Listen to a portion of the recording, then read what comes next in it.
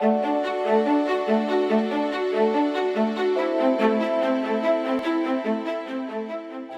is Lee Jones. I'm the Associate Dean for Student Affairs and Clinical Professor of Psychiatry and Behavioral Health Sciences at the University of California, Davis. And I'm here with Dr. Laura Dickey, Assistant Professor in the Department of Psychology and Behavioral Sciences at Louisiana Tech University.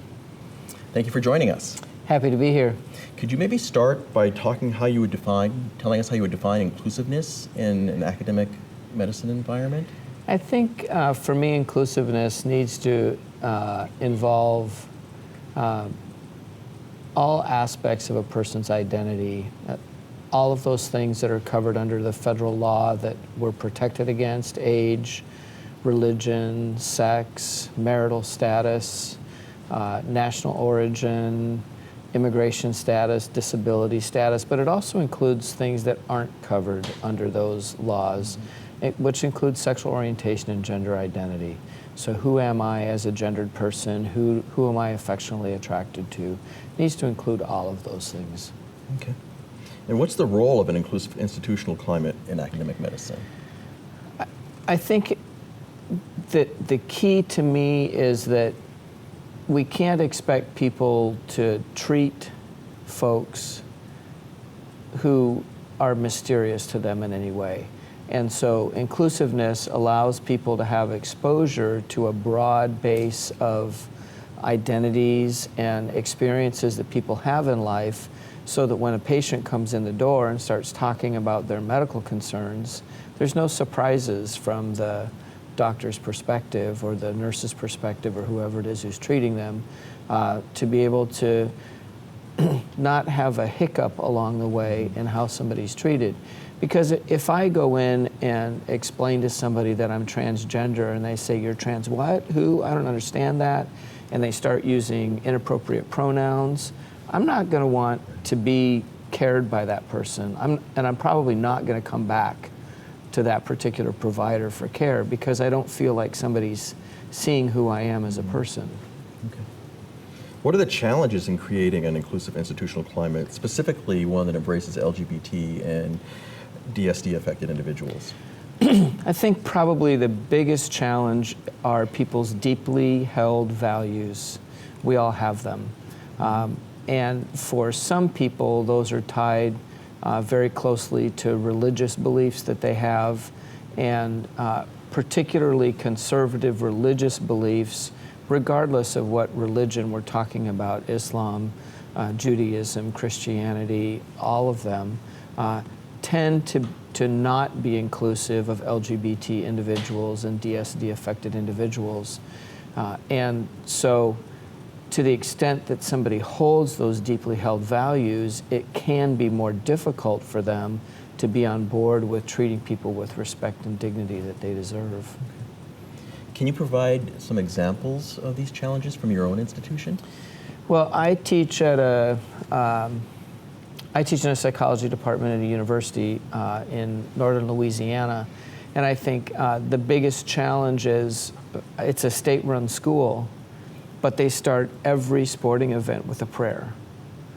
So, and a prayer to Jesus usually, which is a clear message that we're a Christian organization. And so for people who either don't hold those same religious beliefs or who have been mistreated by the church, it's hard for people to feel safe there. Another barrier to inclusion in my institution is we have at least 3 different non-discrimination policies, and they all say something different. In some cases, it's the big ones that are covered by the federal government. In other cases, it includes a few other things, but different policies are in effect depending on who it is we're talking about covering. So how do you make sense out of that? And what does that mean if I'm one of those people who's not included in one of those policies? So lack of consistency. Right. Okay. I once worked in an organization, in a counseling center, in a building where the counseling center was on the 2nd and 3rd floors of the building, but there were no elevators. So how does somebody who has any kind of a mobility impairment access services in that facility? ultimately that organization created a space that was down on the first floor that didn't require people to use the stairs to get to the main office. But there are some barriers that are really obvious like that, a physical barrier that keeps somebody from accessing service. But there are other climate issues that are more insidious and harder for people maybe to notice if they aren't affected by that as well. What would be strategies for creating that kind of welcoming, inclusive environment, particularly again around LGBT and Right. When I was at the DSD? Morehouse School of Medicine, they had a non-discrimination policy that included sexual orientation, but not gender identity and gender expression. And I pushed in all the places that I felt like I needed to and could push in to say, why isn't this included in the policy? Clearly the organization, at least the part of the organization that I was involved in, felt very welcoming to me, but I didn't see myself in any of the covered policies. So I went to my boss, and I went to somebody else in the organization, people who I consider allies to trans folks, which is so critical. LGBT and DSD affected people are never by themselves going to be able to create the change that needs to happen to make them feel safe, because we're always going to be a minority.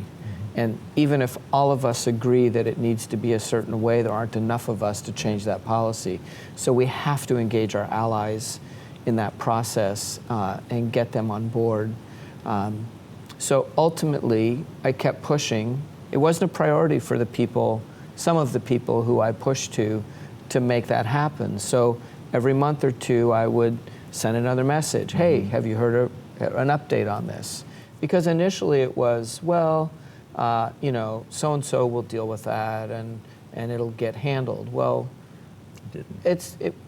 And I left the organization before it ultimately became a policy, but within 6 months because I was only there for 10 months, I didn't leave because they didn't have the policy. Okay. Within 6 months of my having left there, the policy was established, and it's one of the few historically black colleges and universities that has coverage both for gender identity and sexual orientation. I think there are other ways that we send messages that tell people that they're not accepted here.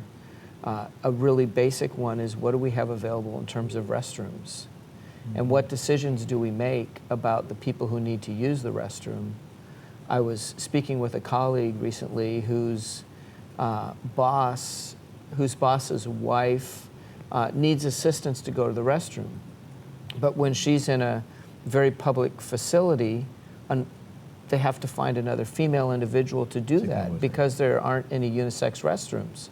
And it's not just about helping people with questions or people who are gender nonconforming around having a safe space to use a restroom. It can be even as basic as someone who has no questions about either their sexual orientation or their gender identity, having a place where they can use the restroom where an opposite sex person can assist them. And yet we have scads and scads of bathrooms that say women and men on them, and where does somebody who's somewhere in between go? Thank you. This has been very useful. Are there any other things you'd like to tell us as a last bit of advice? I guess from a training perspective, making sure that any application materials you have are as gender inclusive as possible.